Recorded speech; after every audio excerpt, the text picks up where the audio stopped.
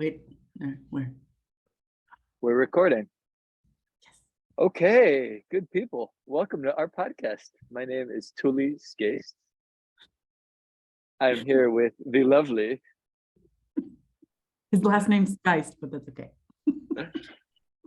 What's my co-host's name? I don't want to say your name. I'd love to say your name actually, but you should say your own name.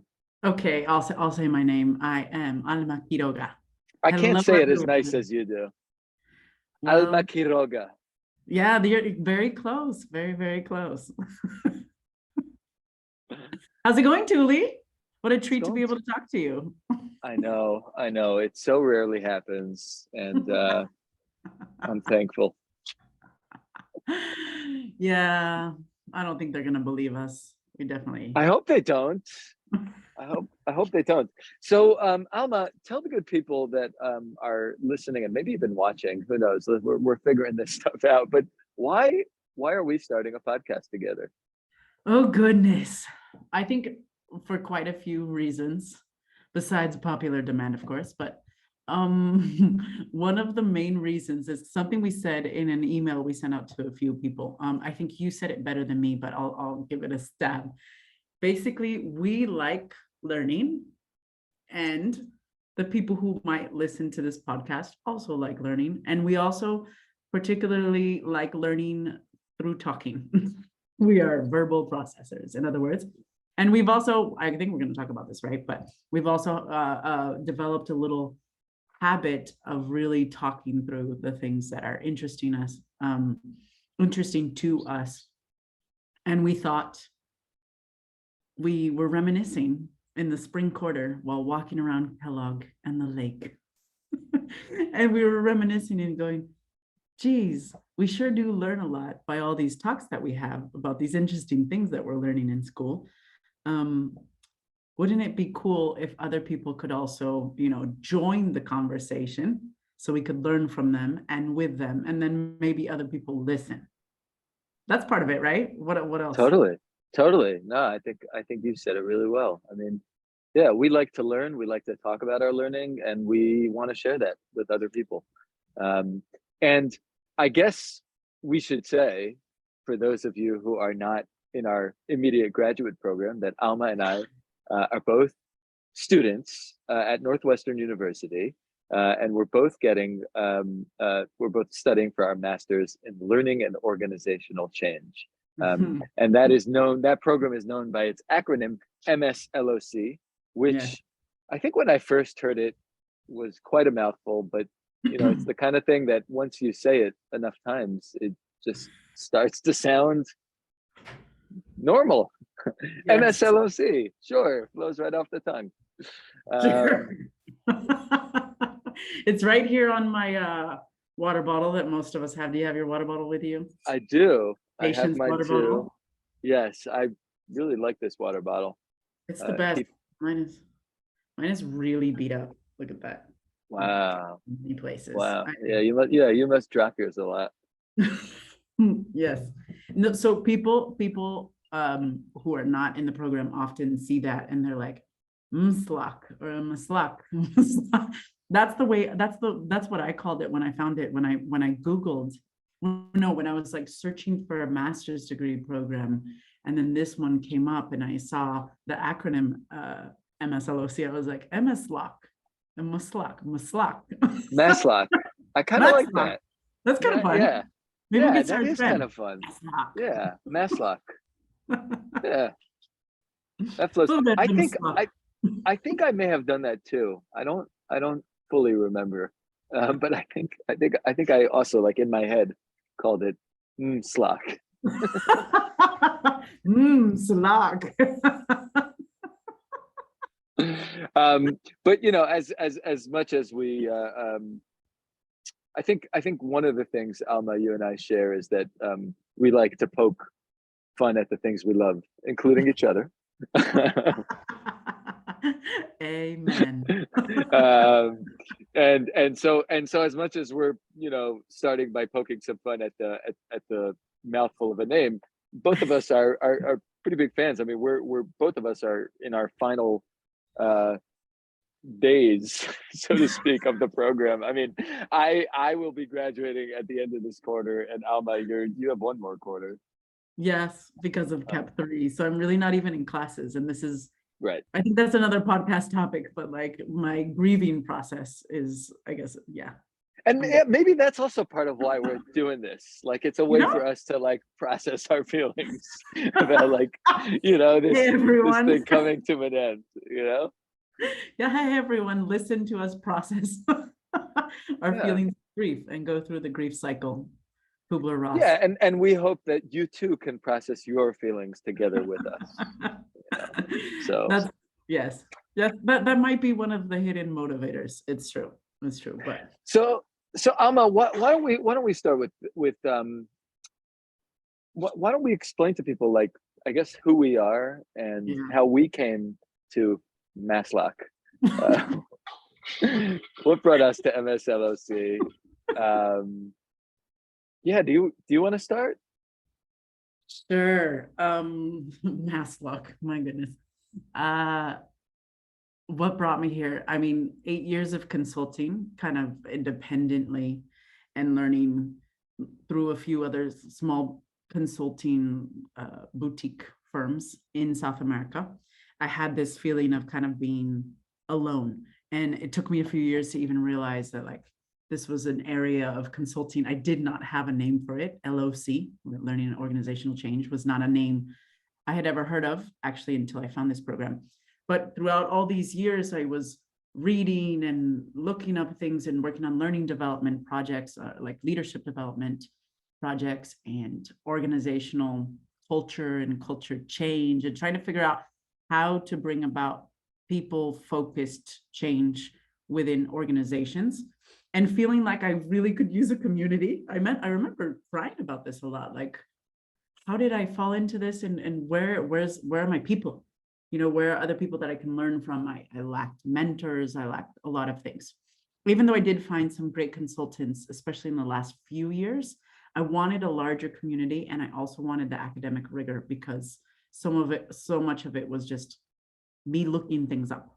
And so with that in mind, I started looking for programs. I came across a few, and really when I found this one, I was like, oh my gosh, it can't actually be real. Do you want to, can you, if you can remember back to, like, I don't know if it's like the moment you found it, but what were some of the things that first stood out to you when you kind of discovered MSLOC, that made you feel like, oh, this is it? The descriptions of, I don't know exactly, right, the words, no. I wish I had the webpage open right now. I really just okay, that's fine. I'm sure we'll get into it. No, whatever. Okay, that'd be cheating. So it was the descriptions of like human-centered design and change initiatives and driving transformation within organizations. So transformation is a key word for me. People would have been another really key word for me. There was a lot of mention of design thinking, design justice. There was a sense of like that you would have some autonomy, that you would be researching a little bit, that it was also very much a practitioner. Like there were a lot of practitioners as far as the faculty. I do remember looking up the faculty page or faculty staff, whatever it is on the website, and being like, oh, there's only a few PhDs and like everyone else is, out in the working world and they're just adjunct professors coming in for a class or two. And I actually really valued that. Like I valued that a lot because I didn't want a program that was so academic that it would be, like out of touch with the real needs of people in organizations, because they are the ones that we do everything for, right? I mean, and we are them as well. We are them and we do things for them, right? I also know what it's like to be in an organization, to be very frustrated, and et cetera, et cetera. And so all of that really stood out. And I thought, like, can it really be this good? And then I had a few conversations and with Eric Wu, hopefully he's listening. What's up, Eric? So those conversations helped me realize that, okay, this is legit. we appear to be very aligned in our values, and that good balance between real world application and learning by doing with some academic rigor, because it's not that MSLOC, what was her name, Brett? MSLOC? Yeah. It's not that MSLOC.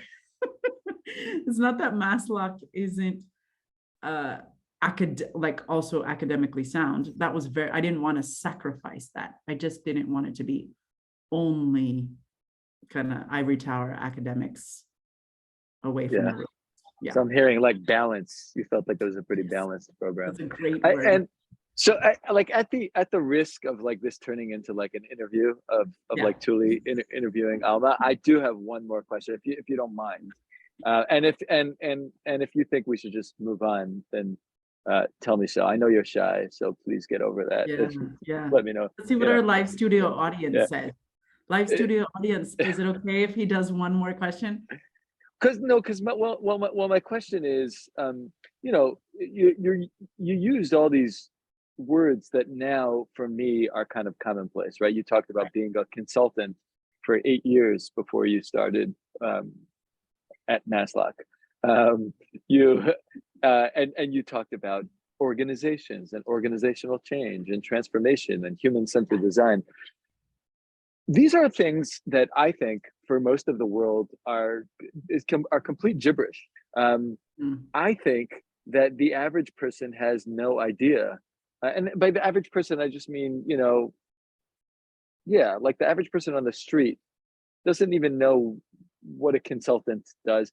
I've been in this world for a bunch of time. I'm still not 100% clear what it means when someone calls themselves a consultant, right? We could get into that and we could talk about that. But I think it would be helpful for our audience to hear, even just in a few sentences, just big picture, like, how did you get to being a consultant, and who is Alma Quiroga? Where do you come from? You know, I mean, and by where do you come from? I mean, I think like geographically that's interesting too, but like, how do you come to this work? You know, and you can answer that in whatever way you want, including like, you know, I don't know, anything. Okay. With dear audience, studio audience, this is not scripted, which is part of the beauty of it, right? But like, I didn't know. I'm sure this will come as a huge shock to you to know. So Alma is gathering her thoughts. Okay. Who is Alma? There are many ways to answer that, but as I'll start with a few things. As a bicultural person, as someone who grew up trying to figure out how to navigate two cultures. In my case, there were American, California, and Colombian culture, from Colombia, not Colombia, the river or the school. So those two cultures, one of the ways that I learned to manage this was by observing others, observing cultures, and really becoming in tune with a lot of the nonverbal communication that goes on, and the different value system and things that I didn't have words for, of course, but in an effort to want to fit in, I often was observing others and adapting my own behavior to fit in with whatever it was. And then, of course, I went through a process of like, no, this is maybe what I am, etc. But part of that cultural identity crisis that lasted a good part of my life, good half of my life, there were really good things about that. Like, I got to explore acting and theater and improv techniques, and realize that I love the humanities and I love anthropology and sociology, and understand, or trying to understand, how humans think, and why do certain cultures value this, and why do other people value that, and why do we relate to each other in this way and that way. So kind of that background. No, I did not choose consulting as this is the path that I want to go down, but really it was the experiences that brought certain skill set, right? Because you've got the theater and the humanities, and then me trying to fit in at different periods of my life, brought together kind of this skill set and this interest for how humans interact and what it means to feel part of, so belonging, which was a thing that was very elusive for me. And I realized that through just certain projects that kind of came to me because of my maybe distinct profile, that this big term consulting actually fit a lot of the things that I like, because it's this type of consulting is really thinking hard about what are the things that need to be put into place or that can be moved around so that people have a better chance of feeling like they belong and that they contribute and that there's purpose to what they're doing while they are in an organization, right? Whether physically or otherwise, right? Being part of an organization, because organizations are just smaller or bigger communities of people who sometimes work together towards something. Yeah. Oh, that's really A great. little bit. That's really great. And look, I remember one of our, it wasn't even a one-on-one conversation, but one of the first times I met you, I think it was in the first group that we were placed in together in class. It was 420. Our classes at MSLOC are known by their numbers. They also have titles, but those titles are usually also quite a mouthful, and not always easy to remember. I'm always impressed. What's that? I'm sure we were accelerating something in that class. Exactly, and it always impresses me how like Diane knows the full names to all of the numbers. I'm always like really impressed. Now, I guess that might be part of her job, but right. Anyway, but I what's that? That first moment you were saying. So it was, I don't know if it was like, the first moment, but a moment I remember you talking about being bicultural, and I don't know what it was, but I haven't really heard a lot of people describe themselves in that way, even though there are many people that are, that do come from multiple cultures, myself included. And we could get into that if we want, but that really struck me. I was like, ooh, this is someone that's really thought about her place in the world, and and that's when I knew I need to make a podcast with that woman. And here we are. So but Tuli, okay, so now enough about me. It's your turn. What brought you to MSLOC? And all the numbered classes. So I think I like to one of the ways I like to kind of think about this and about like school in particular and MSLOC and what it is that we're studying is that in college, when I first started college, like probably most people or many people who start college, I kind of had no idea like what I was interested in or what I wanted or typical. And I was very like comforted when I discovered that I love psychology, and that I love thinking about humans and how humans think and feel and how they interact with others and all this stuff. And I was like endlessly fascinated by psychology, and that's what I ended up studying in college. And I took one class that was in industrial organizational psychology class. And I remember on like the first or second day, I thought, this is the most boring thing I've ever heard. And now looking back, it could have been just maybe the way it was taught or, or whatever. But I think I even dropped the class, like, after like the first week or two, I was like, I remember thinking, I really care about human beings and they're talking to me about like workplaces. And I think just at that point, I didn't make this connection. And now it's like, duh, that actually like probably the majority of people spend like their waking hours at work. And Right. not only that, and once I left college and started working myself, you start to realize that the workplace is its own universe. It's its Yes. own place, and human interaction in at a workplace is really, really interesting, Yes. and really important. And because I care about the well-being of people, and because people spend most of their time at work, I've just always been really interested in this. And starting at the beginning of my career, I was a high school teacher, and also started kind of observing work dynamics Mhm. and group dynamics at work, and started reading books. I think one of the first books I remember reading was Daniel Pink's Drive, Ah, where I learned about, I was like, whoa, there could be other things that motivate people to work other than money. So, right, he talks about autonomy and mastery and right. purpose. And I was like, yeah, this makes a lot of sense. Um, and then of course a few years later, discovering my teacher Adam Grant, who we'll Yeah. talk about a lot on this Tuli, podcast. you surprised me. I didn't realize that your first love was actually Daniel Pink, and that. He wasn't my first love. It was the first book. No.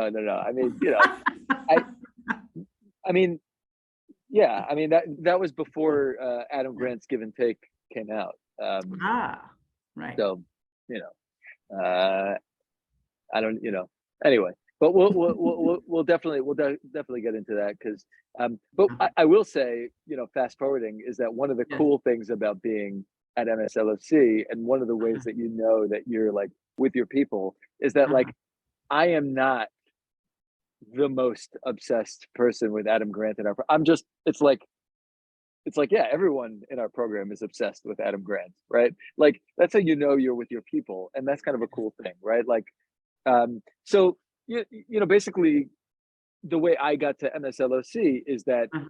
at a certain point in my career, I decided that some more formal school is needed, and we could get into the details of that some other time if Yeah. we want. But I also kind of just started looking at programs. I thought that I was, again, like many people at MSLOC, I was looking to do an MBA. Yeah. Yeah. Went through that too. Yeah, I really did not want to take the GRE. I'm like Really? I have like a math phobia, which I need to get over, and maybe we could devote an episode to that. Again, Right. maybe by me solving my own math phobia, we could also help others solve their phobias. um, but yeah, but also basically through Googling, came across MSLC, and reading through it, I also kind of got this sense of like, wow, they're taking from a lot of different disciplines, and this Hmm. could really be a place that I can, where I can learn a lot, and and grow a lot. And Yeah. yeah, that's kind of my story. Nice. And you found that you have learned and grown a lot, right? I think so. I think so. Yeah, yeah, I think so. Um, Yeah, I think so. Alma, why don't we talk a little bit more about um, kind of, I alluded to the fact that I remember you, first Uh, talking about being bicultural, but yeah. why don't we talk a little bit more about like our our origin Dynamic. story, the Alma Origin. Tuli origin story, because I think it might be helpful just to set up like what we might a little bit further of like what we might try to accomplish with this podcast. Yeah. Well, okay, let's make this a little bit fun. So, Okay, let's do it. I mean, it's already been fun, but we want to continue with the fun vibe as well, right? So, all right. So you mentioned that we were in that group together, and I found an email. Oh, I baby. found the original email where we reached out to each other and we're like, oh, we have to talk to each other. And so I'm just going to read a few things. Okay. All right. So April 21st, what year is this? 2021. Okay, so April 20th, 2021. Hi, Tuli. I'm writing for a few things, but first allow me to say that I'm glad to get to be in a group with you. I admire your quick, inquisitive mind. I'm sure we'll learn a lot together. And now I see you may be privy to numbered lists based on how you gave Frances feedback on her paper. So let's see if you like my numbered list. And so then I go into a numbered list. And what I'm referring to there is that it's actually number 3 on my list. I think it's great that you read everyone's paper and commented on them. So there were a few things that stood out. One, that you would actually take the time to go through everyone's paper, because, you know, we have that, we're on the Hive, where in a class group, people would post the papers that were assigned so that you could learn from your peers. Many of us, in my experience, will read some of them, or we'll start reading them, and then we won't necessarily respond to everyone. So it like stood out to me that you actually took the time to read and comment on every single one. And then I mentioned in my number 2 of my list, I talk about this concept, which is not a concept, a practice that comes from Jewish culture, which is Havruta, right? And Talmud and something like that. And I say, I'm really fascinated by the way the Talmud is debated and studied as you described it in our team meeting. There wasn't much time, but I wanted to know that I would welcome a debate with you anytime, any day. And I have regretted that ever since. Because now we do debate. I value debating directly over ideas and topics, and I really wish there were more people in our program who would embrace healthy, passionate, intellectual debating. It reminds me of a concept that you'll no doubt come across in one of your classes, past conflict. And I think that debating can bring out the best parts of conflict, and perhaps some of the characteristics of Colombian culture contribute to the way I see it. But I want to let you know, if you ever want to debate something, I'm game, basically. So that led to anything you right want to on. Like right off the bat. No, this is great. This is great. Wait, please keep going. Okay. I'm loving this. So obviously, no surprise to anyone who knows us, who's listening. Tuli was also game for debating. I could just go ahead that way. Is that cool? All right. Thank you. Sorry. That's okay. So Tuli was also game. And that means that we started, I remember looking up on Wikipedia, because you gave me the word Havruta. I sent you the link. You sent me the link. Yeah. And so I was like, oh, the way that that Jews debate the Talmud actually has a name, and it's with a partner, and it's called Havruta. I mean, obviously, please correct my definition of this, but in the most basic sense, it's really challenge. It's when 2 or 3 people get together and really challenge each other in the way that they're thinking about something, decide on whatever a topic, and challenge each other's thinking for the express purpose of learning more and learning better, right? And so debate can play an important part, and challenging ideas and maybe asking questions and looking for blind spots, or what we later learned in like cognitive design that has to do with like helping people work around their cognitive biases. Learning with a peer is kind of at the heart of Havruta. So we started doing that. We started doing it like for a while there. It was weekly. We'd get out of class and we'd put an hour and a half on our schedules and like talk about something that was fascinating to us in class. Yeah.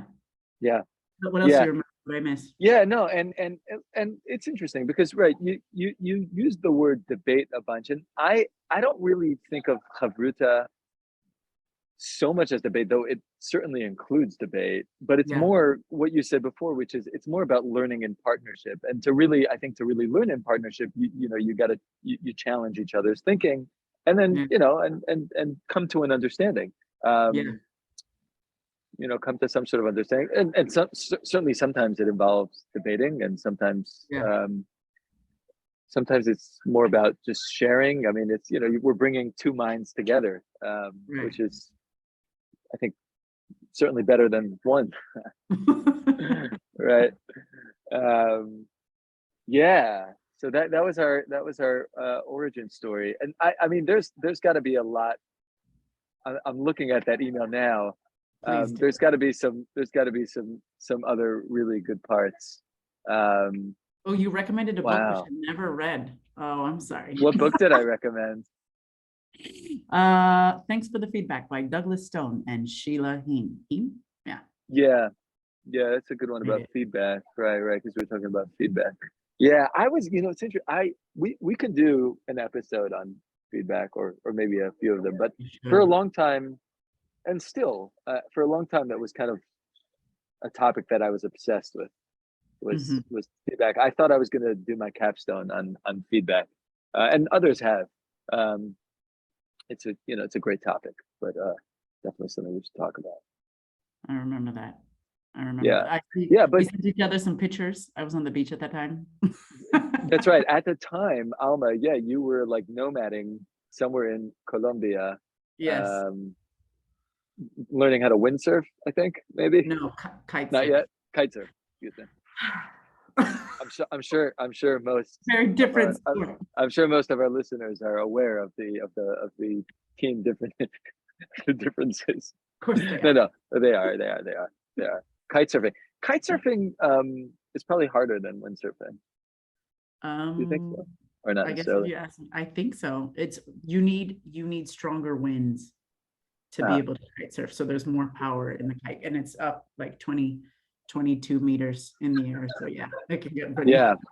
Anyway, yeah, yeah. So that was and I'm still impressed, Alma, at your ability when you're nomading. Like you would come to class, you were like at some beachside cafe, Right. or like another week you were in like some other town, like you snagged a motel room or something, Yep. you know.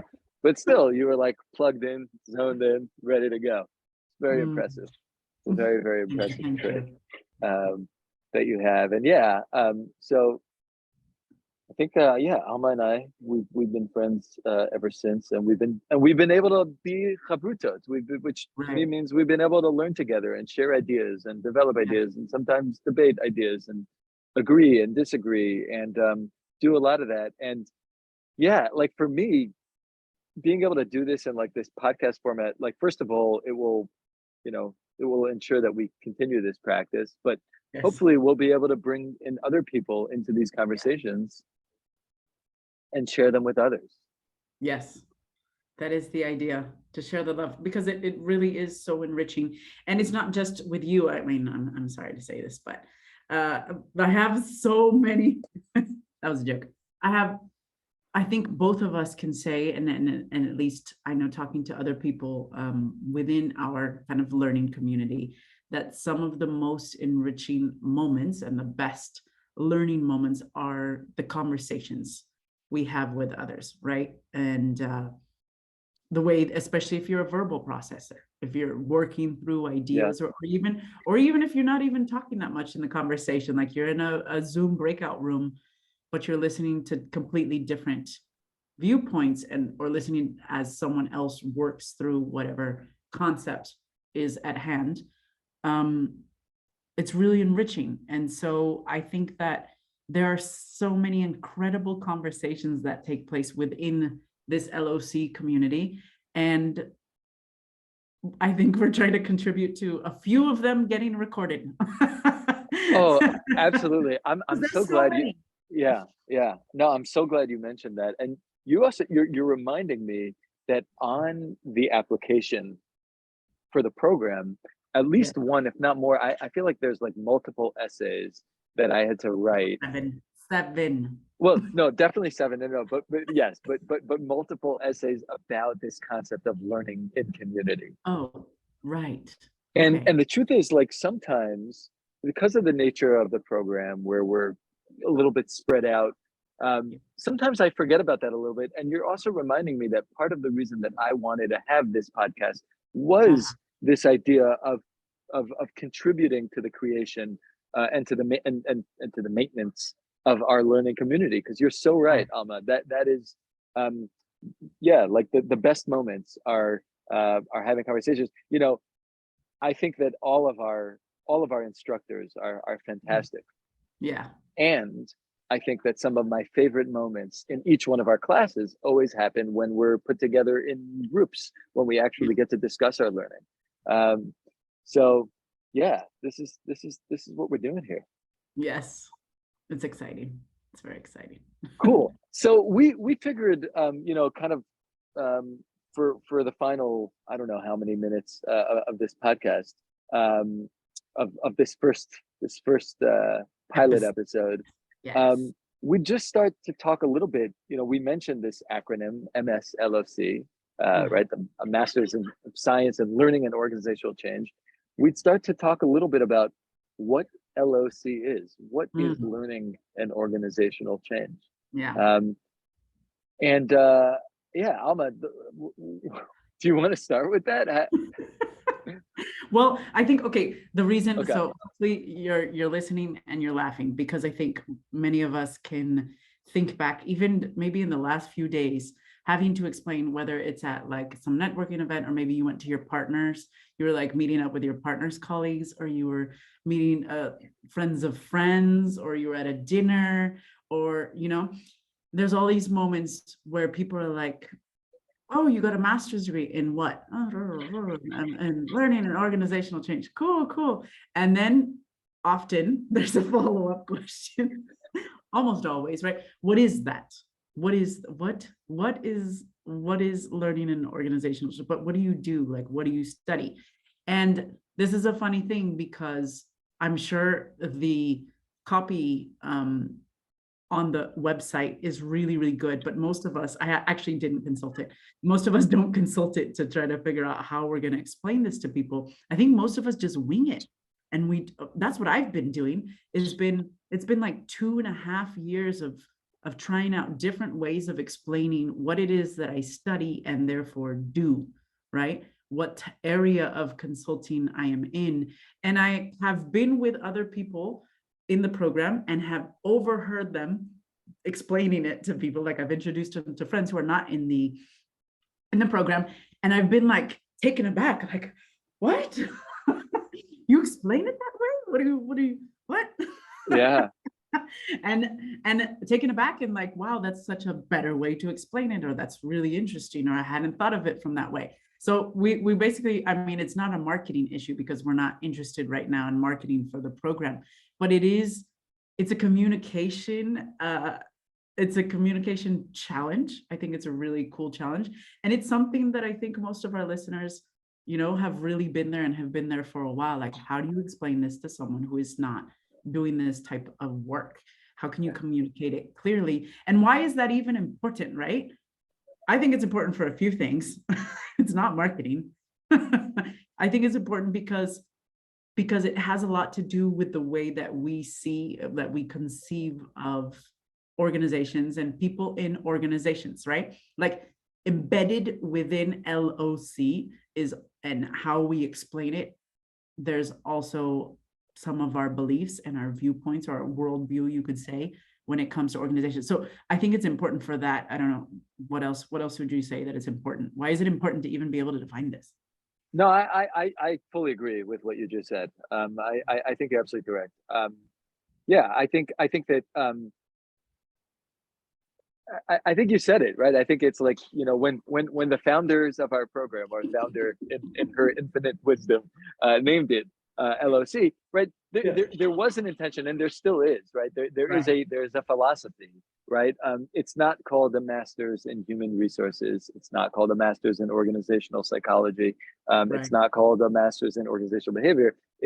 There's a choice to talk about learning and to talk about organizational change in this context of us in our program, basically studying people in organizations. And the question is why?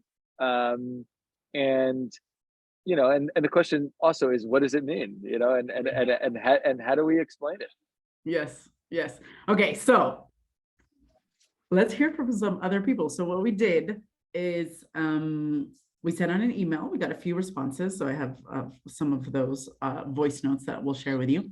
But also this past weekend, so it is the 29th of September, 2022. And on the weekend, on the Saturday, we had our 20th anniversary, our program anniversary. So there were 100+ people here in Chicago on the Northwestern campus. I think I just said Chicago with like the little, the Midwest. I heard it. Didn't I? Oh my gosh. If Elise Bondi is listening to me, she's going to be so proud of me. Chicago. Okay. Anyways, Diane, that one's for you too. Chicago. All right. Anyways, so here in Chicago. So what I did was I went up to a few people. So some of them are alums and instructors. Some of them are current students. We're just going to listen to a few of them. And this was the question: what in the world is, or WTF is LOC? So give me 1 second and we will. Alma, this is awesome. Alma is like you're already like a field reporter. You went out into the field. Okay, so I was out on the field. Now, a little disclaimer for this out on the field world. We have yet to purchase professional sound technology. So you're going to hear the voice of the person who is answering and also the voices of many of the people. But hopefully you like that. I think you can still understand what people are saying, but yeah, there's a little bit of interference. So you ready, Tuli? Yeah, go for it. Okay. So Bob Tweedy, tell us, how do you explain to a non-MSLOC what LOC is? It's very simple. It's like an MBA, but through the lens of people. So if you want to run a business, if you want to lead people, if you want to influence change, you can only do that through people. And unless you understand how individuals, teams, organizations come together and be collaborative, influence each other, coach each other, that's how organizations thrive, and that's what MSLOC is all about. Mic drop. Did you make that? How was that, Tuli? No, that was good. So that was Bob Tweedy, who's both an alum of the program and an instructor in the program. He taught both Alma and I in our cognitive design class, right? Yeah. I believe. Yeah. And he's just a great human. Yeah. And that was a great answer.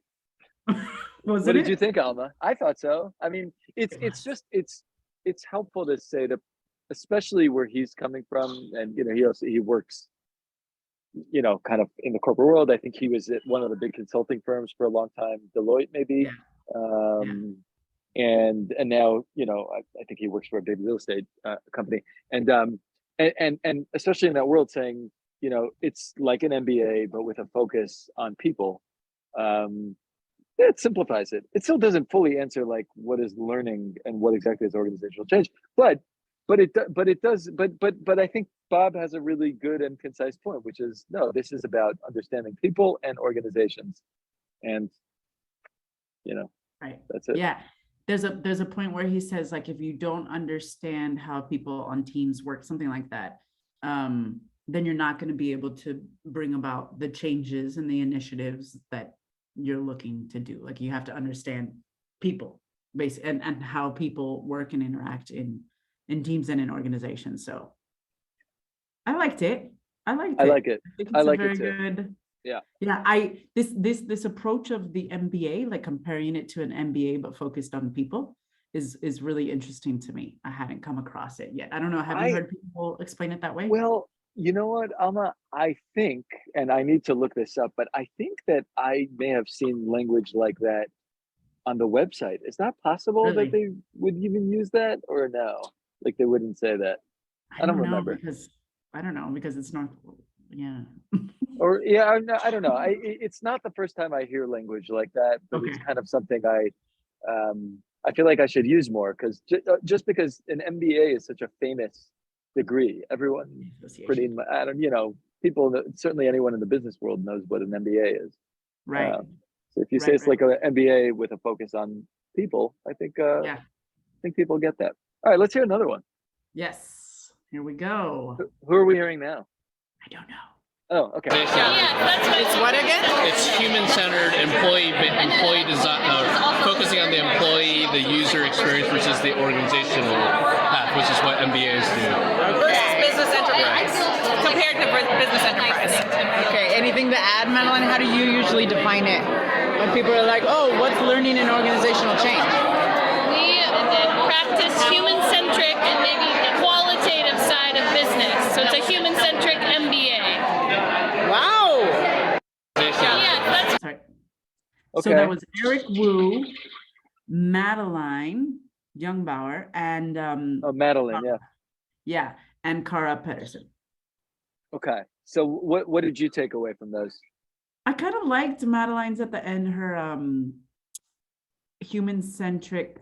Oh no, it left me. But anyways, it was about human-centric. A human-centric MBA, basically. Yeah, something. I think I disagreed. I thought I heard someone in there say that MBAs focus on the organization as a whole, and we focus on specific on people. But I don't think that's quite accurate, because we do plenty of work in our program that's also focused on the organization, kind of in a more macro level. And you know, the LOC tent, which is kind of a how would you describe that, Alma? Well, there's actually someone coming up along in these voice notes that I think. Oh, that will say more about that? Yeah. Okay, fine. All right, so let's keep going. All right. Okay, cool. So we got the human-centric, and still those were three people who were kind of making the association with MBA, which I think, yeah, there's something valid there. Okay. I don't know who this is. We'll see in a second. All right. Lower your volume. Our way I describe MSLOC, it's an MBA alternative for human capital. So it's focused on the employee experience, based in industrial organizational psychology with foundations in change management and learning and organizational development. Whoa. Okay, wait. I want to see if I can remember that. That was pretty good. I think she has used, that was Cara. Yeah. That was her again. That was just her. So what did you capture?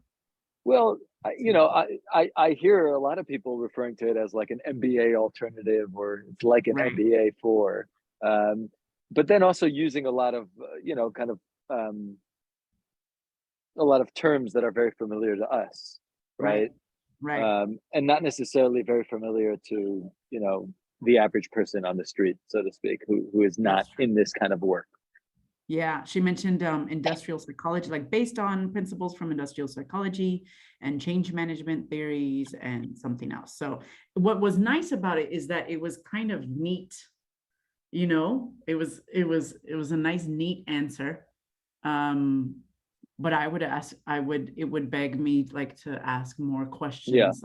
Yeah. I think, there's still people out there who industrial psychology is a fascinating term to me. it absolutely is. And, when I often tell people, and this is kind of my, something I'll admit here, is that oftentimes I don't even use the term MSL. So when people ask me what I'm studying, I often don't say, oh, I'm studying learning and organizational change. I'll often say, I'm studying organizational psychology. And the reason I say that personally is because, as a devotee of Adam Grant, I've become very comfortable with that terminology, with organizational psychology. And I feel like that truly encompasses the parts of our program that I am, that most speak to me. Now, what I think is cool about our program is that there can be someone else in our program who might say, I'm not terribly interested in organizational psychology. I'm really interested in knowledge sharing, or design, or organizational design, exactly. And we can get into what each one of those are, but they're not really organizational psychology, even if they're related in some ways, but they're not. So I do think it's interesting, how each of us kind of chooses to answer this question. Oh gosh, it's endlessly fascinating. Can that be the name of our podcast? Just endlessly fascinating? Because that's what these topics are. Endlessly fascinating. Sure. It's a little bit like it's a little it's okay. You can shoot it down. No. I don't want to shoot it down. I like it, and I think that we are endlessly fascinating. But it's a little like, really? You really think you're endlessly fascinating? Or no, it needs a subtitle. It'd have to be like endlessly fascinating. What about endlessly fascinated? Yeah. I was thinking endlessly fascinating because of the topics that we discuss are endlessly fascinating. Yeah, they not are. the host. Yeah. that didn't go through my mind. But anyways, Yeah. that I'm just riffing, maybe something. No, Okay, it's a good let's idea. let's listen to this one is Terrence Roach, who is an instructor. He works And on an alum, right? I think he also attended and the an program. alum. Terrence. Okay. Yeah, and he Cool. tends to focus on strategy. Okay. There you go. Another area. Yeah. Yeah. I'm not good on. I'm not good on. But this is what I know. happens in real life. Yeah, in no, real I life, know. you're at a thing. Yeah, and they're but like, I know. Oh, what's MSLOC? So what do you say? Okay, so what I say is.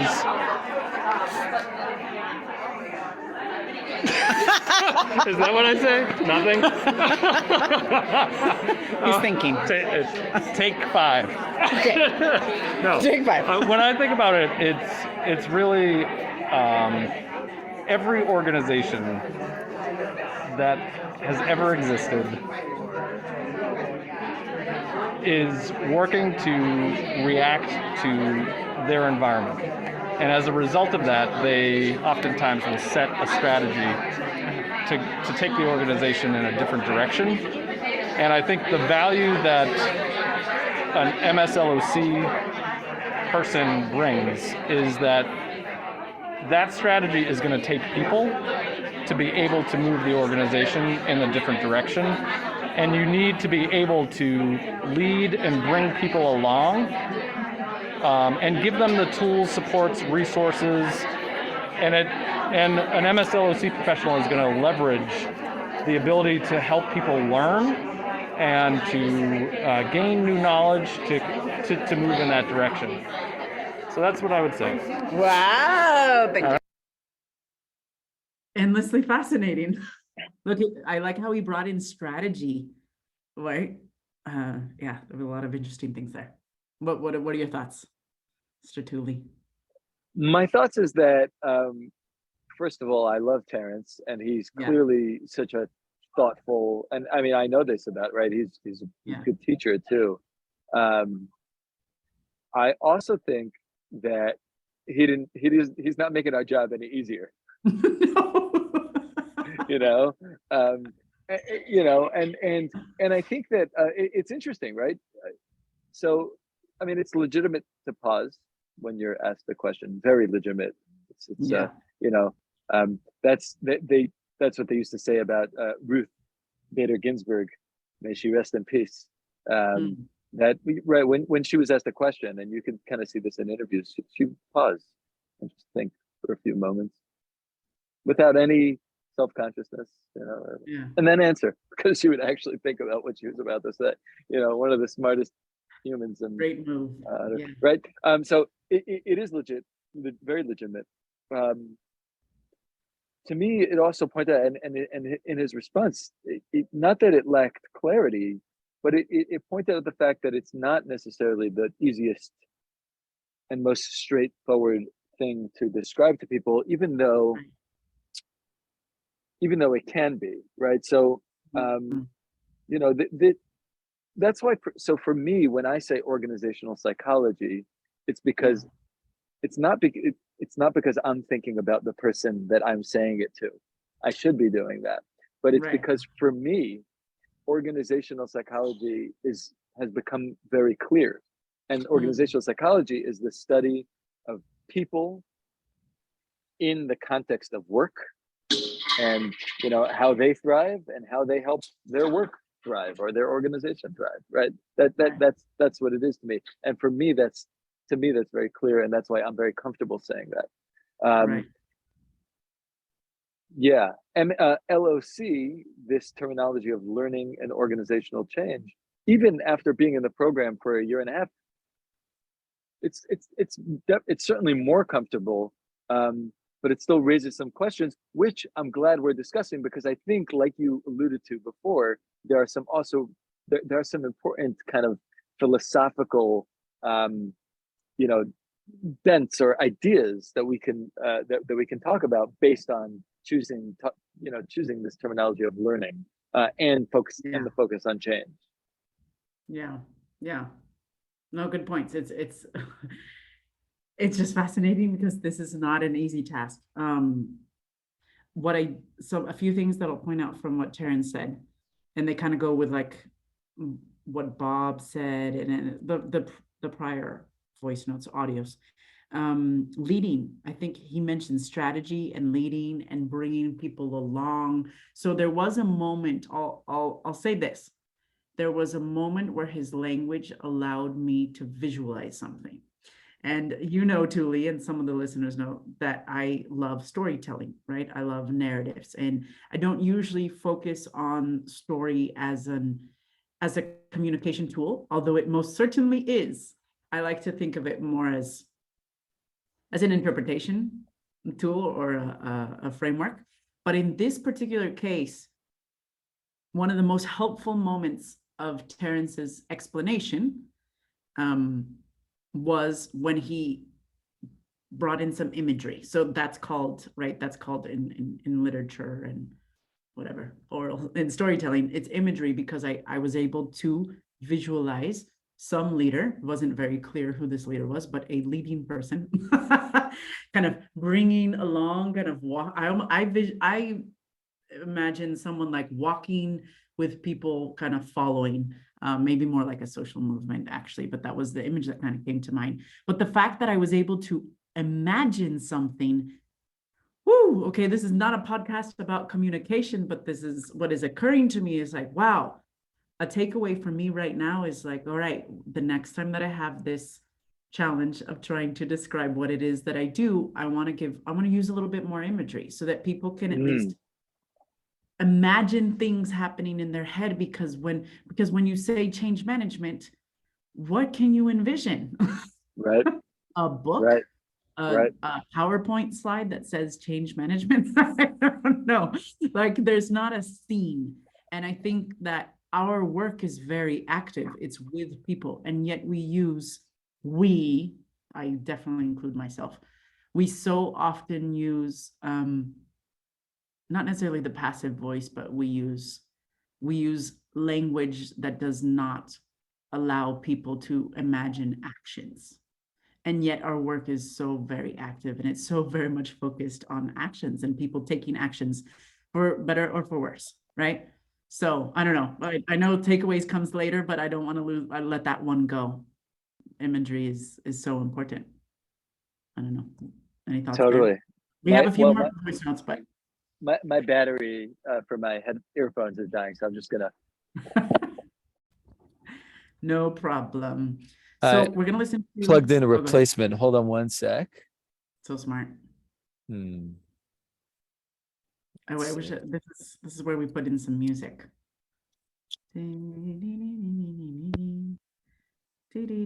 Okay. Can you hear me now? Yes, I can. All right. Now? Can you hear me now? Let's see. Yes. Okay. Sorry. These died on me. Things that happen when you're recording a podcast. Yeah. I mean, yeah. No, yeah. I love what you just said about imagery. And I mean, a word you didn't say, but that was occurring to me was that we tend to fall on like jargon. Oh yeah.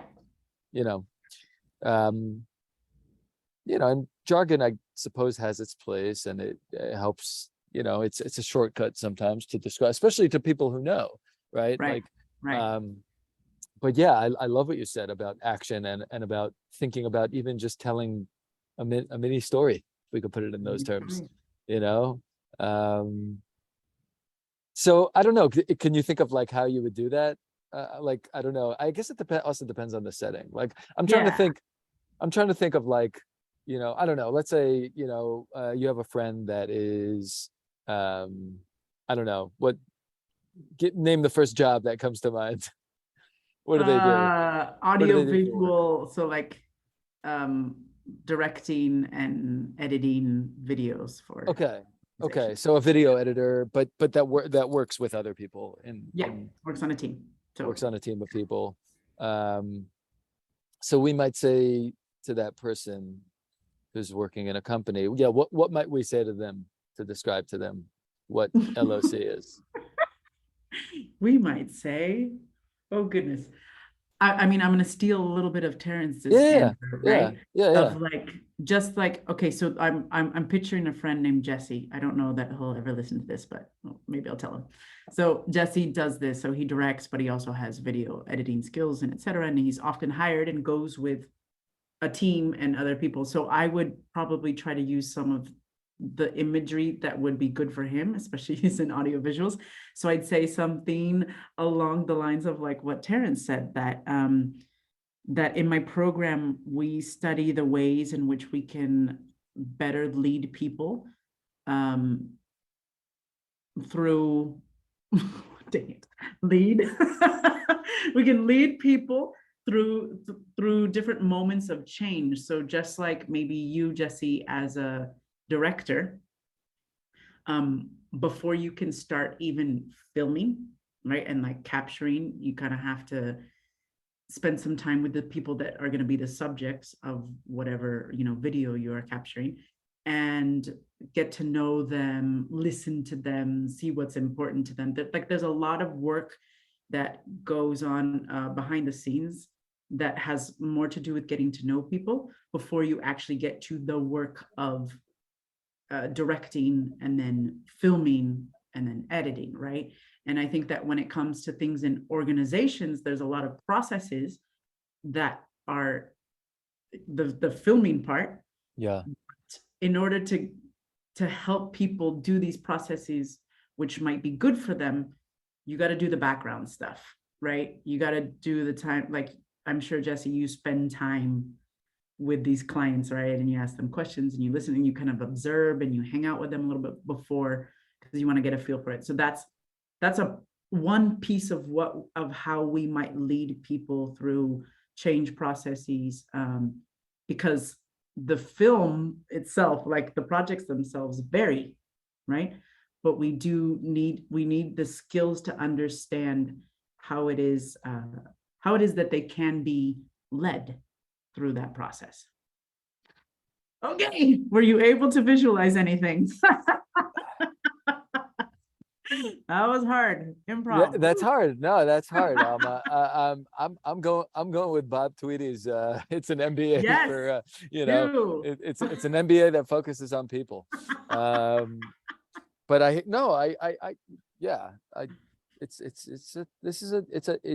not the easiest task.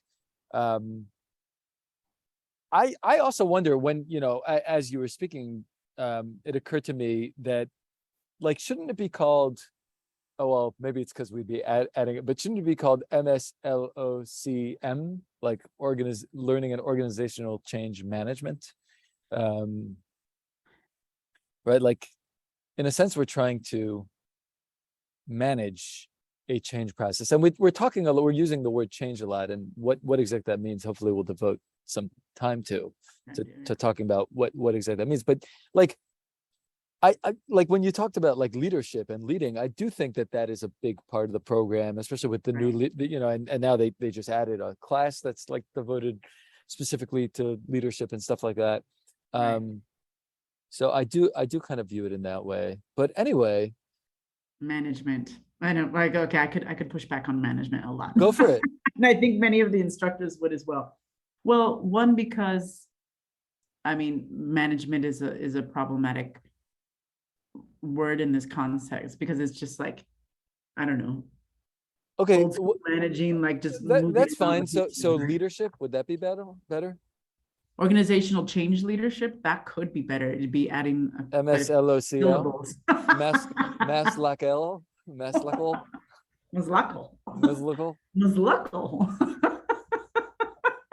But yes, leadership. And then perhaps they chose organizational change because it is so precisely because it is so big, because you mentioned like there's org design underneath it, like that change can come through knowledge management, change can come through recruitment strategies, it can come through strategy, right?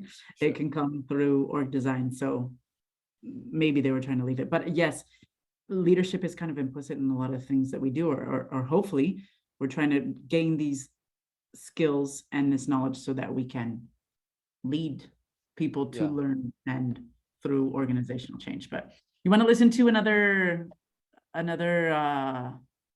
response from some people? Sure. Or we could save more responses for our next episode. What do you Yeah? think? Let's do one more. Okay, one last that's one. ready to go, and it's All right, only a let's minute. do it. Let's do that it. one.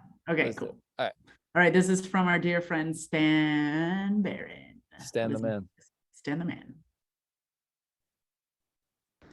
To me, learning and organizational change are two practices, and they're also two mindsets that help guide the world of work that we live in today. In a world with so much change and transition that's constantly happening, the practice aspect of organizational change is how do you manage it? How do you communicate about it? How do you get people motivated to engage with it, et cetera? And in that same world, the practice of learning is how do you get people to learn the skills and to learn the new skills and to learn the new methods and motivations that they need to work within that organizational change. In the way that their mindsets, though, it's really how do you help people become accustomed to constant change and accustomed to things evolving at a fast pace. And more importantly, the learning is inherently tied with that, because how do you have people learn from those experiences, learn from change, learn from the growth that's happening? So I see them, very, very much tied together.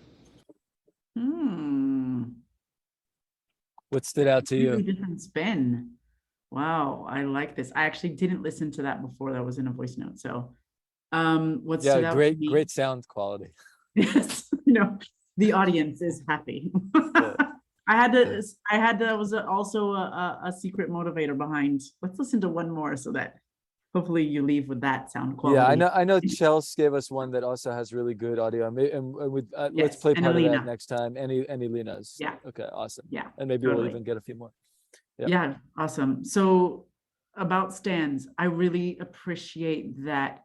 One, he uses more active words. So there were moments where I was like able helping to advice, and helping, changing, communicating, leading. I was like, yes, that is good. I can picture that. Yeah. And then two, I really appreciated the way that he separated. It's a practice, but they are practices and mindsets. Mm-hmm. Right. Mm-hmm. And I think he gets at something deeper. Of course, if I were not from this program and I were in a conversation, I just listened to him, I would have so many follow-up questions, but now it's organized into like these two categories. That's kind of nice. And I can see clearly that there are actions, that there is an active part, and then there's a mindset part. So I really like that. What about you?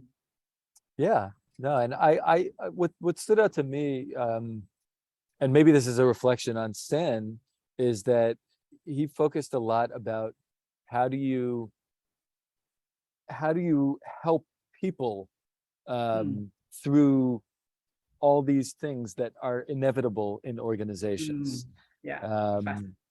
And I really like the focus on that, because I do think that at the end of the day, with all these descriptions, our program and the LOC field at large is about one word and one word only, and that is people.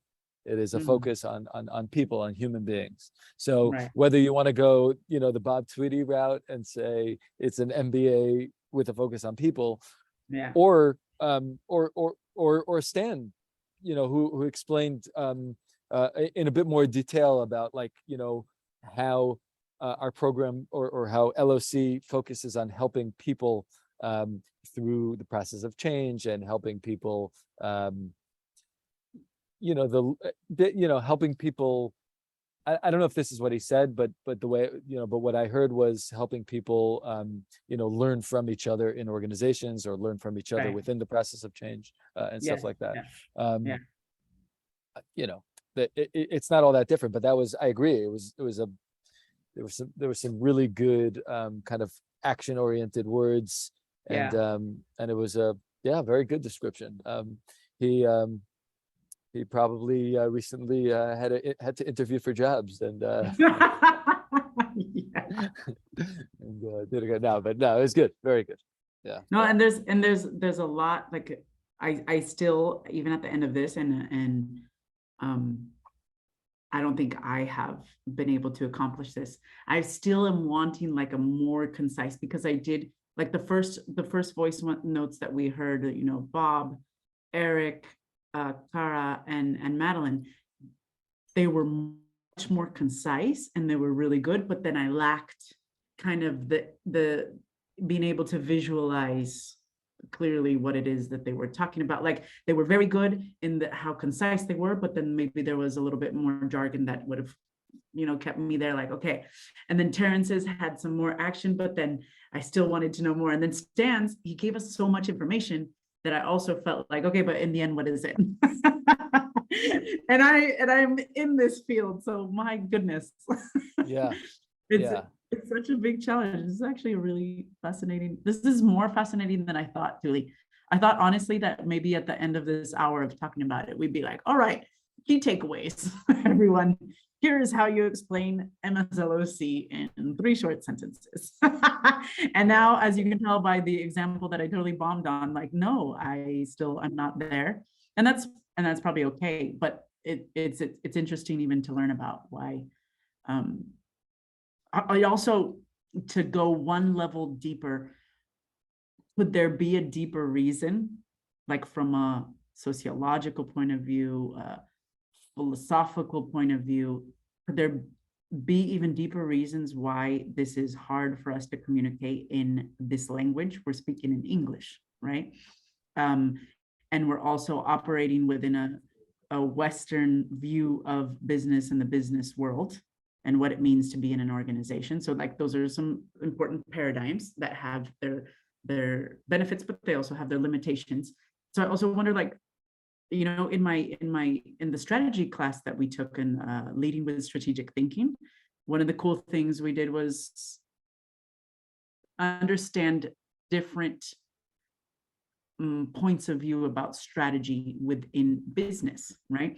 And one of the things that you realize is that the Western industrialized, right, like first world paradigms or like main beliefs about business are really based on like business as competition, and there's a lot of competitive words and competitive narratives, like you have a target market and you compete in this and you compete in that and blah blah blah. So like there is a framework through which we are able to communicate about the business world or organization that could be limiting us right now. And I wonder, like, if you tried it in Hebrew, would it be easier? If I tried this in Spanish, would I have other ways of explaining? You know what I mean? If we were talking to a completely different audience, and I don't know, the Far East, the Middle East, etc., how could this be different? And what might this say? Like, why is it so challenging for us in the West to talk about something that is so basic to organizations, people? Right. And yeah, I mean, I think you raised some really important points, and I almost feel like we should devote an episode. That's fine. I'll just leave. No, yeah, to talk about some of that, but just a quick reaction is that I think it's interesting that like you're right, our program, right, MSLOC, is really like located in corporate America, and not just in corporate, like it's located in, like, you know, the top organizations, mostly very large organizations, business organizations, in the US or in the West. And, you know, those organizations have a whole ecosystem around them. They have big 4 accounting firms that have to audit them. And they have consulting firms. Most of them, they hire consulting firms for their in different forms, right? That's what those big 4 accounting firms also have consulting practices for that reason, right? And there's this whole ecosystem around how business is done, and the fact that, you know, the bottom line pretty much, at least traditionally, is all about profit. So it's all about maximizing profit for shareholders. And, you know, and so and that's where MSLOC is located, right? That's where the majority of the students are either going to consulting firms or work in corporations.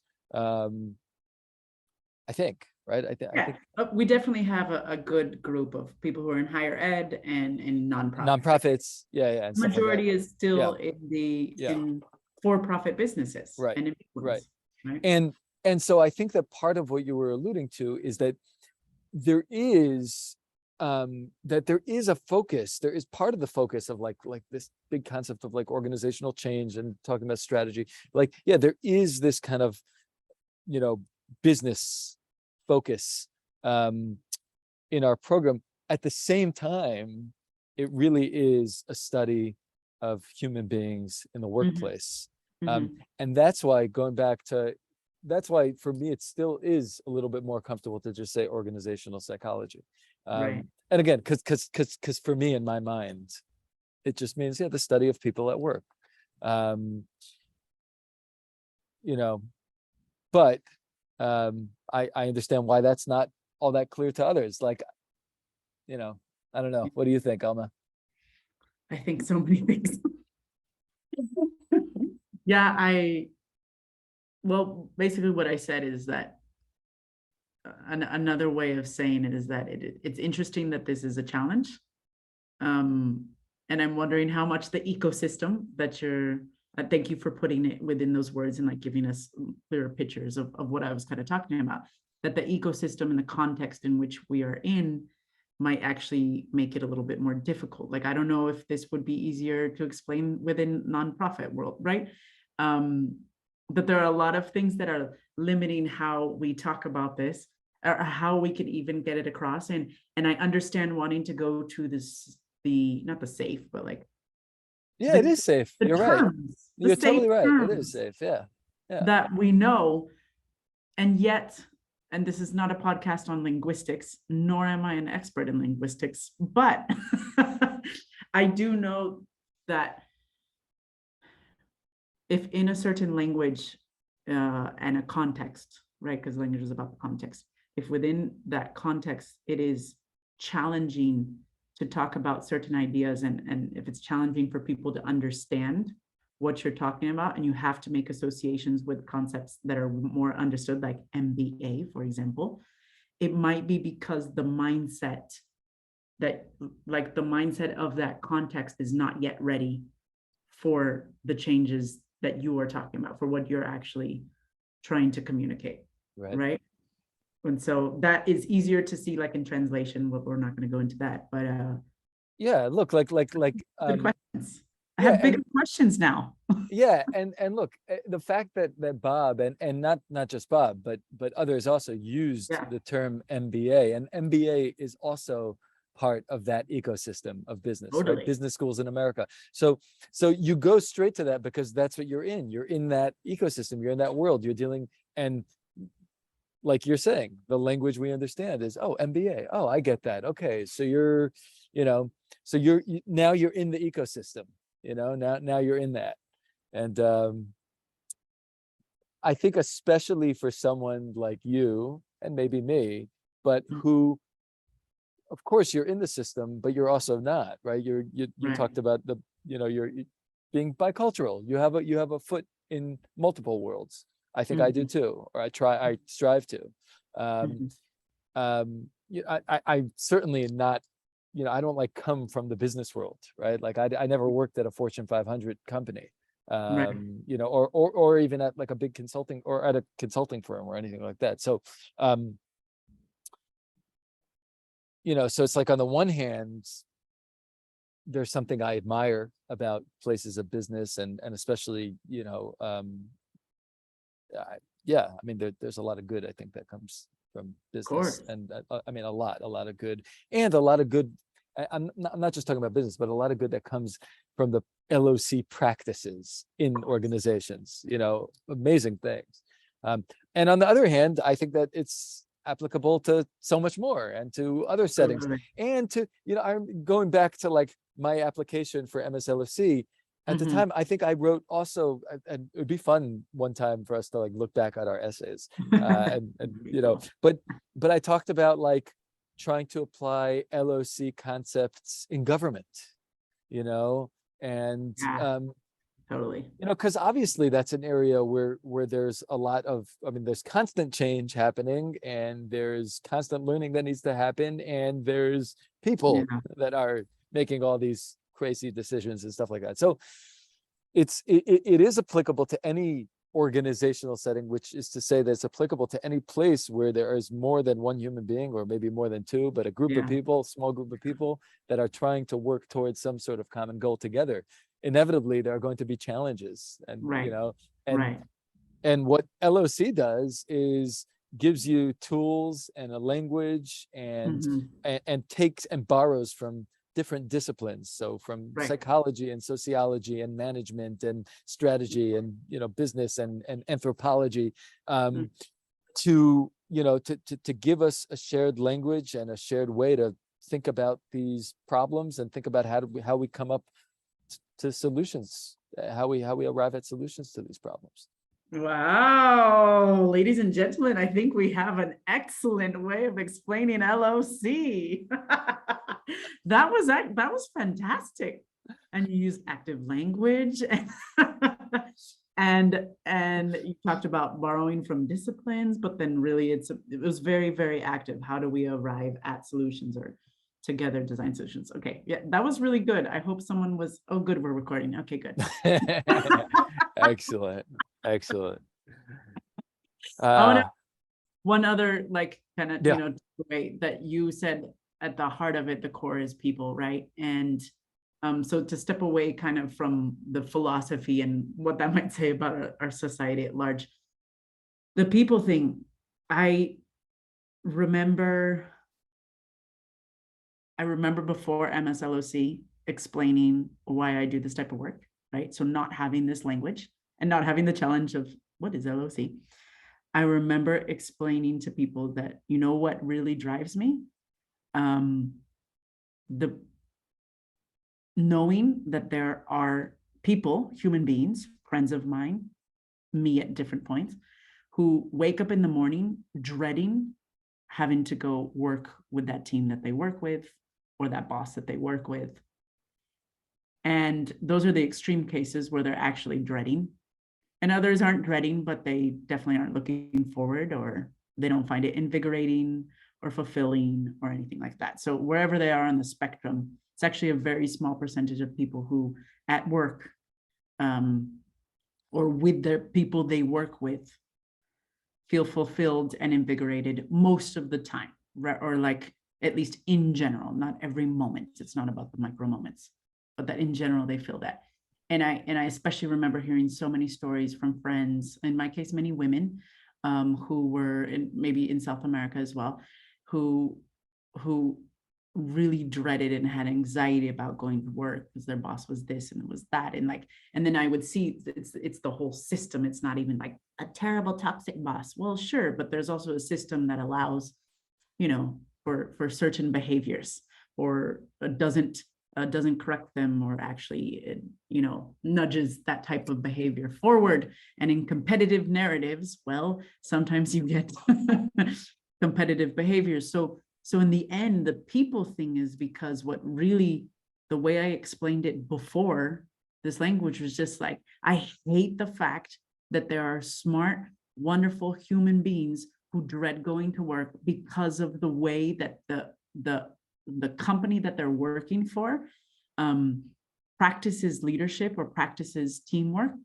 and it shouldn't be that way. And we have a right to find some fulfillment through work, not all of our fulfillment, but we do have a right. And I think that LOC is the heart of it, is that maybe not from that same vantage point of the passion that I feel, right? There was part of the passion is the anger.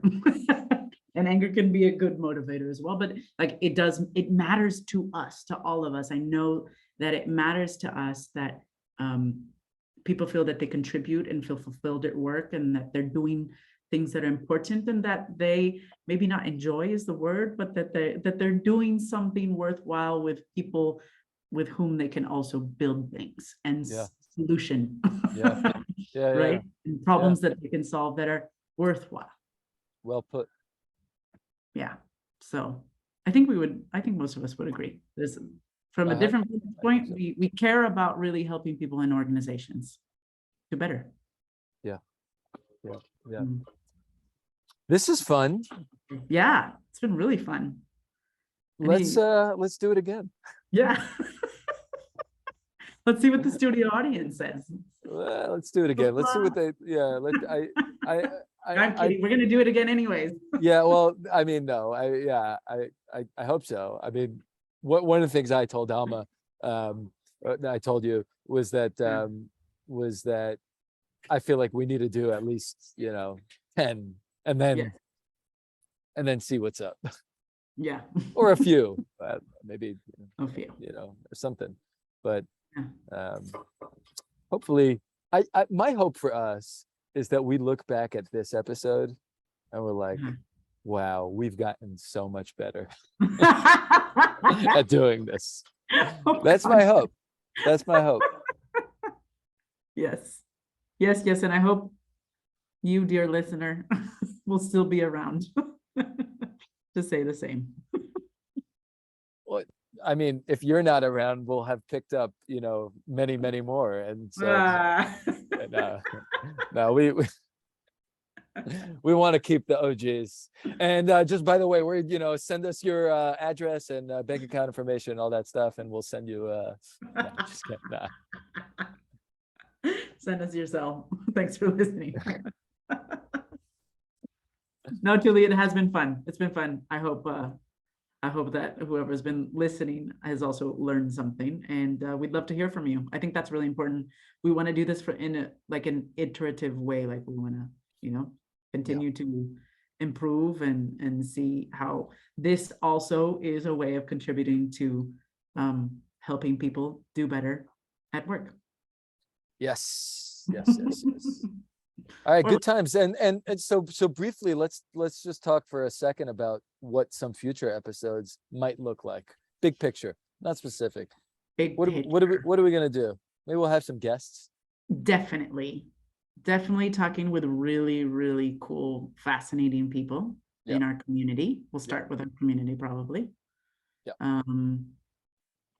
And I think we'll brainstorm with them like topics that they are passionate about that are in this big world of LOC, and topics that they have some experience with, so that we can actually like hear some of their stories.